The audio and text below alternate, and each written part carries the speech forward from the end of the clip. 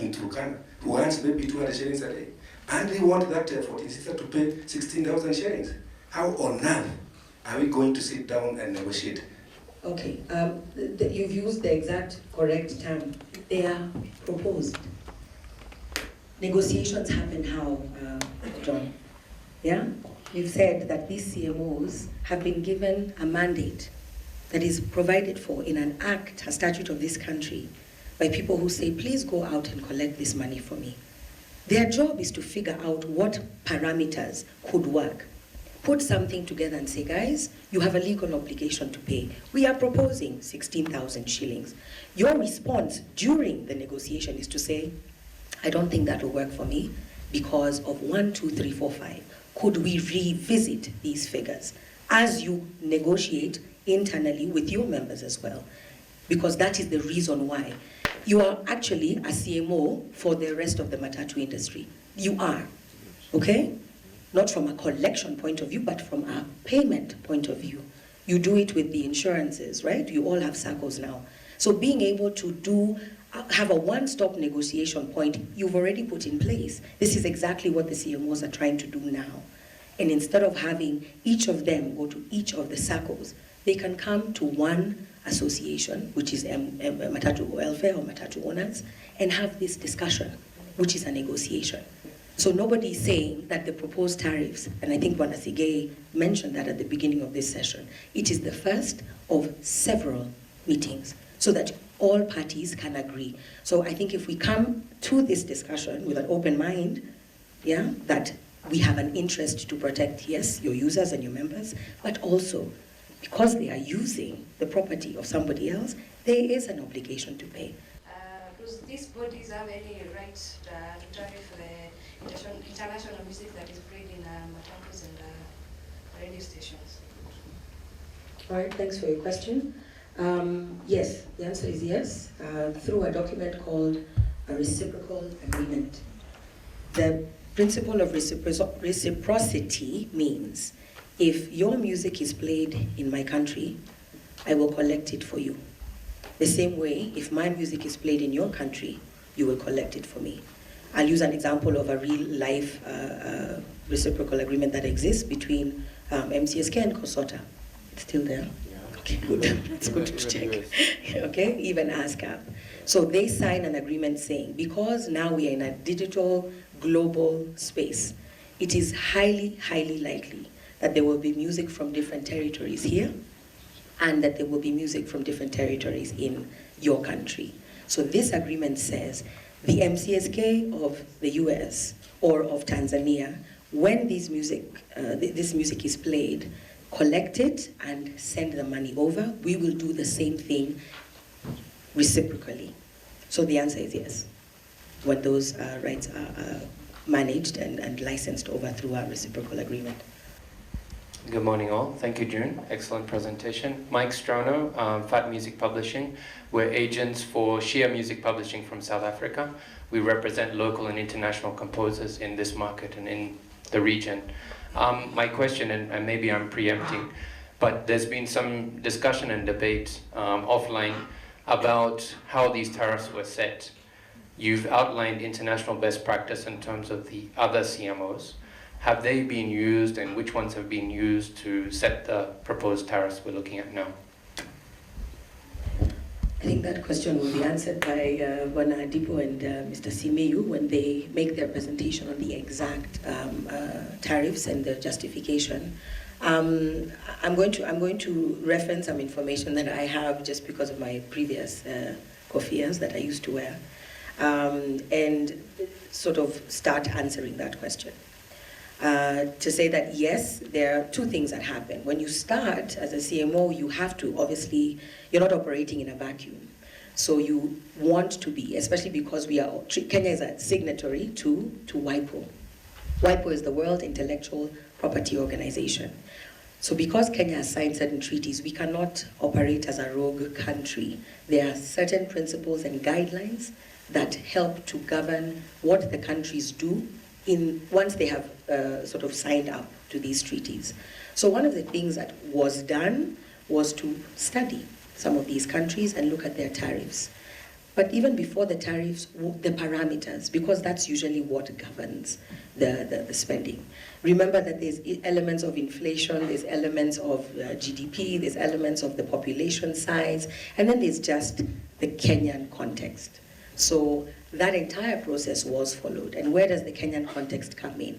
At a forum like this, where Wanamoya will tell me, listen, here, because beer costs this amount of money, and this other license it exists, and unlike such and such a venue that might only be able to sell alcohol till 11 p.m., we can sell till 3, our dispensation is different. So all of those types of parameters are then fed back into this pool to be able to help to come up with the best possible tariff within the best practices that are happening globally, but also more applicable for the Kenyan context. Kitu ya kwanza yenye nataka kusema ni kwamba I think there is devolution in this country.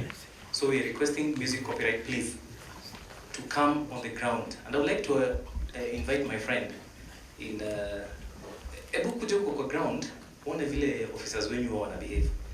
Because kwanza, nataka kusema, even that vile wameshikana, you guys really disrupt our business. PRISK is coming here to measure our hotels.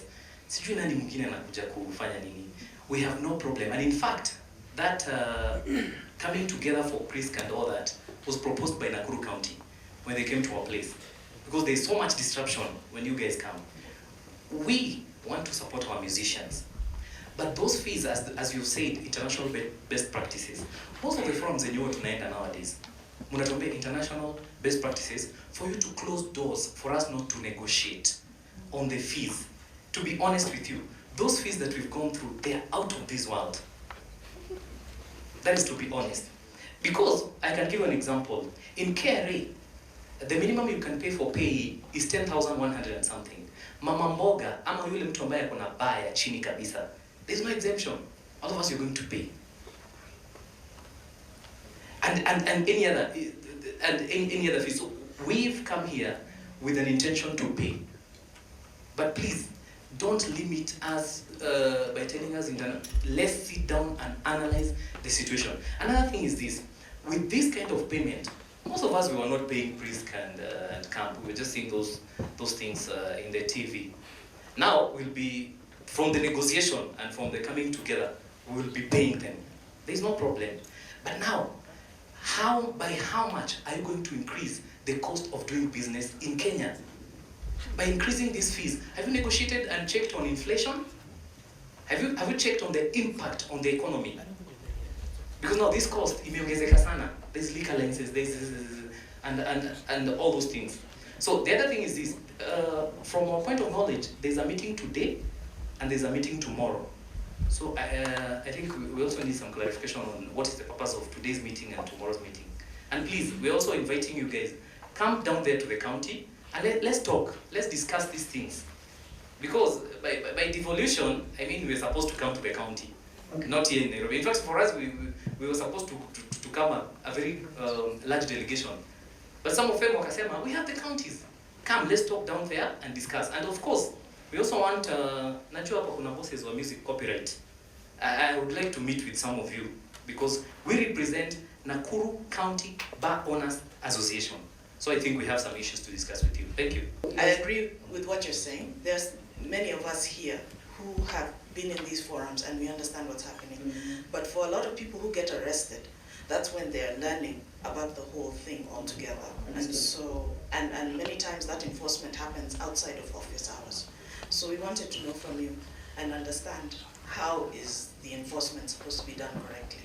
All right. As we're discussing this, MCSK has been going around collecting fees from most of our premises.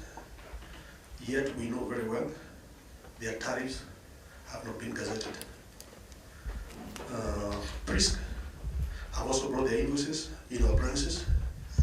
Yes, their tariffs have been gazetted, but they never involved us as a PERAC or most of the association in coming up with these tariffs. What is the legal point of view of this one? I support his question, but meanwhile I need to ask, what happens to, okay, The rates for PRISK and KAMP were gazetted in August, but the operational date was 10th of April of 2015. So will the same thing happen with these new rates? Will they be gazetted later on, only for them to be backdated? And then with regards to MCSK, will the same happen?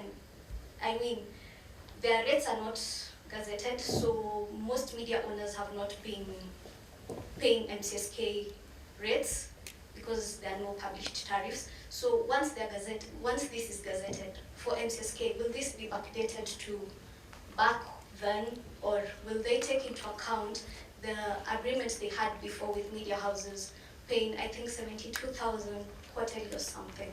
I would like to ask these organizations, how do you monitor the stations to know what music is played? Because I've received several requests from the organizations asking me how many community radio stations they are, where they are, and when I give contacts, you slap them with a bill. So I wonder, when did you monitor them and to find out what kind of music they've been playing? Secondly, these stations promote local musicians. Promote them in the sense of they even produce the music for them and they play the music for them. These are people who do not even know that MCSK or PRISK or KAMP exist. Neither does the organizations know that they exist. So when do they get that money, compensation? Thirdly, I would like to be enlightened, and I would like to ask the DJ Association, because any upcoming musician or artist usually requests the stations, pleads actually, not request, pleading to play their music. Why? Because they need to be marketed.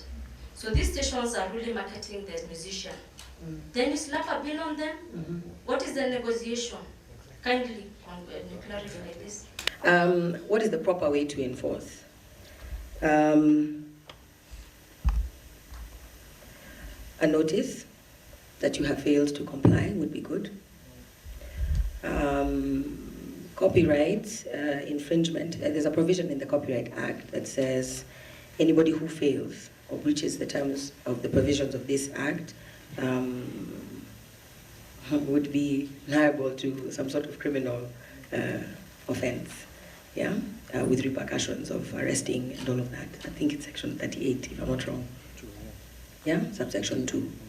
So everything we do is guided by a provision in the Act. So because that is there, and that's why I'm trying to go back to if due process is followed, and I take your point completely that for maybe some, they don't know. There's also this thing that ignorance is no defense in the law. So even if you were to go to court, it would be very difficult for you to win on the strength that aki sikujua. But I think I want to urge us to focus on the positives and say there's ways in which enforcement can be done in a more civil way, and especially if there is documentation to prove that you have been visited more than once, more than twice, more than 3 times, a notice was received, you did not comply. It'll be very easy at that point to show that you just didn't. Okay, so and again, I will say, I know that nobody ever wants to pay. So with that context in mind, there's a need for goodwill on both parties, so that we avoid the need to enforce. Because I'll tell you, the reality is enforcement costs money. No music creator wants the money that could potentially be their royalty to be spent on enforcement. Nobody wants that. What we want is you honor your legal obligation and they honor good practice. Yeah? So I hope I've answered you, but there is a provision in the Act that criminal offense can be dealt with, but nobody wants to go down that route, really. Okay? On the issue of the tariffs, Frank of Perak, allow me to disagree with you. The tariffs have been discussed on numerous occasions, and I mentioned earlier, over 10 years. All right, the problem I think that we have for some of these organizations is that because you represent such a large group of people, the sensitization or the trickling down of information in-house does not happen. There are minutes of meetings with PRISK officials over the last 10 years, or 8 years or something like that, minuted of what was the discussion, who attended, where was the meeting held, whose venue, K1, like there have been meetings. So I find it difficult to take the point that there was no consultation. And those elements I raised earlier actually came out of a PRISK meeting. One of your board committee members mentioned that you cannot charge the same amount across the board because we do not operate the same way. We have a liquor license that was then that said you have to sell beer or whatever it is up until 11. So even though my venue is bigger, I don't sell as much alcohol as the next person who can actually continue selling till 3 a.m. It's different for people who have featured music, who have a live band every day versus those who just use a DJ or play background music. So some of these parameters were not raised by the CMOs, they were raised by your members at PRISK during negotiations. So it has been happening, and maybe the challenge I'm highlighting is the trickling down of information, which is when you meet a delegation from MCSK, KAMP or PRISK, you have to believe, for the sake of due diligence, that they are representing the 13,000 people behind them. You have to believe that, because you can't meet all 13,000. The same applies for the the users associations. We cannot meet my friend there from Nakuru today, have a conversation with him, and then not have some of this information go back to Nakuru, because otherwise what was the purpose of having you at this meeting? So I think when people who are represented, elected, nominated, whatever it is, from the members of that association that is a user, come to a meeting, it is okay for one to assume this information will go back, and you are there representing and able to commit that user body. So on the PRISK issue, it may not have happened for every single association, but for PRISK, I can assure you that conversations have happened. They may not have been completely concluded, but conversations and negotiations definitely did happen, and there are minutes to that effect. Let me address the others. I've seen your hand, Wanamuya. You had mentioned the Lynette from Media Owners. You talked about the discrepant. You have not answered my second question. Please tell me what it was. The time. Okay, it's sort of tied to, because I think Lynette piggybacked on that, so I put it under hers. But the issue of gazettement, I think Sige, you said it came up in. When did you make that proposal? I'll deal with it. Okay, he'll deal with the issue of gazettement because it's fairly recent. The requirement for gazettement of tariffs is a very recent thing. It was not there, if I'm not wrong, 4 or 5 years ago, right? That's what I'm saying. Mr. Sige has just advised me that he will address that issue on the element of gazettement and the retroactive application of that gazettement to deal with Lynette's issue also of the dates. I was asking you, as a lawyer, Yes. the legality of them collecting.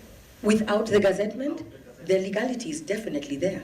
Nothing I showed you today talks about gazettement because there was no provision in the Act about gazettement. So it is there now.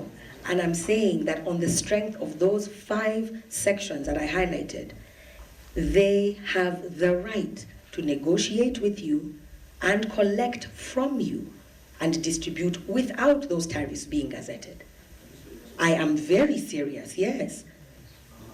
If we look at Frank, let's understand what, let's, Section 46A. we cannot, because I don't have it on that machine. I'll But deal with it. It's okay. can I Go ahead. ask Go ahead. that on the issue of gazettement, which is a new thing, because let's also be clear, guys, meant to provide logs rests with the broadcasters.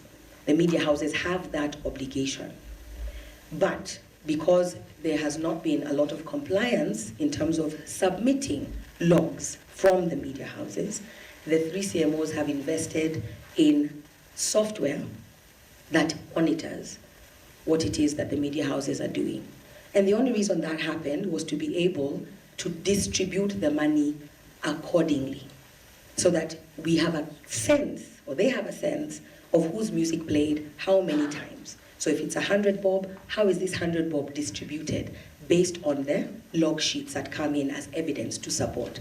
So there are what we call software, monitoring softwares that are listening in to what it is the media houses are doing for purposes purely of distribution. Okay? On the issue of the promotion element, I'll tie that in with the marketing. Yes, you are partners. I usually throw this question back to media houses. If you were to stop playing music, I wonder what would happen. Some of you have amazing talk radio. If it's a gospel, what you call them, religious stations, they have great pastors and great presenters who are funny. But I struggle to think as to what you would do over a 12-hour period or 24-hour period without music. So yes, it's a dual system. You are marketing and you are promoting, definitely. And when they come to you to say, please, nisaidie, ni promote, that's exactly what you're accepting to do. However, we are under a particular statute that says, if you use for commercial purposes, then you have to pay. So there's two ways of looking at it. You may opt not to play and not to market them, but if you do, unfortunately, there is a legal obligation. That element of negotiation, or that point can be brought to a table and say, could we have a slight reduction in our tariffs because of the fact that we are also playing a marketing role for them. On your point about paying for production, then you need to join KAMP. So that the money that you have spent to produce that recording, which I assume is not just being played on one community radio station, there's the likelihood that it will be played on others. You as that community radio station cannot go individually to all the other stations that are now playing the song you have paid for and collect from each of these. So what is the solution that is available for you? You join KAMP as an owner of that sound recording, and anywhere that it is played, you then receive royalties, just like all the other producers. So there is a solution for you, actually. And finally, on the issue of being contacted as the representative for the community radio associations, it wasn't just to be slapped with a bill, if I recall, because I may have written one of those letters. It was to invite you for a meeting, to then say, this is what's happening, and there were meetings held with community radio association. To be able to say, this is what is required, could you be the one to negotiate on behalf of all your members? And so that we actually know who they are, what they're doing, how they are playing, which tariff applies to them. And letters were sent, from what I recall, asking them to confirm where they fall within these tariffs. So on that note, I think you've just re-emphasized the point that there has been communication for a period of time. I would like to ask you, when you say negotiations have been taking place for the past 10 years, are you referring to everyone across board or to specific sectors that you've been negotiating with? Yes. In this regard, I would like to refer to IMAC, whether you have been negotiating with its members, not exactly as IMAC, because IMAC is maybe less than 2 years old. Mm-hmm. And if that is not the case, then on that context, then three things you've mentioned in your... First, before, let me just make this very clear. I think most of us who are here are in agreement with the roles that these bodies play, and nobody's questioning it. I think what has brought us here more is how these roles are being, Are being executed. I think that is the big issue here. You talked about, I'm going to talk about three issues that you brought up. You talked about negotiate, best practice, and various parameters. Now, if there has been no negotiation, for example, with IMAC or its members in any other form, then when you bring tariffs which are already set, then most of the members that I have talked to have one word that they keep responding to, that we were told it is, these tariffs are based on best practice. I think when you go for a negotiation, when you're seeking equity, you must come with clean hands. It means that if you know what best practice is, you must explain to the other party what you're referring to as best practice. Therefore, that person is in a position to respond to you. Now, without that knowledge, one party is disadvantaged, even if we're talking about a negotiation. If that be the case, then the issue of these tariffs being brought forward to be discussed disadvantages and handicaps the other party who is not aware of what this best practice is all about. And therefore, the element of negotiation actually becomes questionable. Am I? I'm following you. You're following me? Mm-hmm. So, I am saying, and I'm asking, that maybe to bring all these groups together to respond to these tariffs, and then we hear that some have been negotiating for 10 years, others have not been negotiating, might just be a bit of a problem, and we need to go back a bit on this matter. The answer is that no, it has not been with every single body that is represented here today. And the reason is, it is not practically possible to negotiate with everybody at the same time. So as a CMO is growing, you isolate certain uses, and then you basically have a plan, a work plan. Say, let's start with these guys, have that meeting, tomorrow have this other meeting.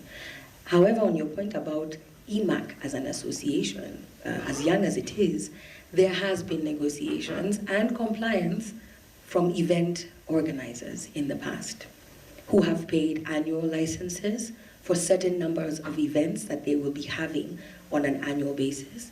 Others have paid for per day events.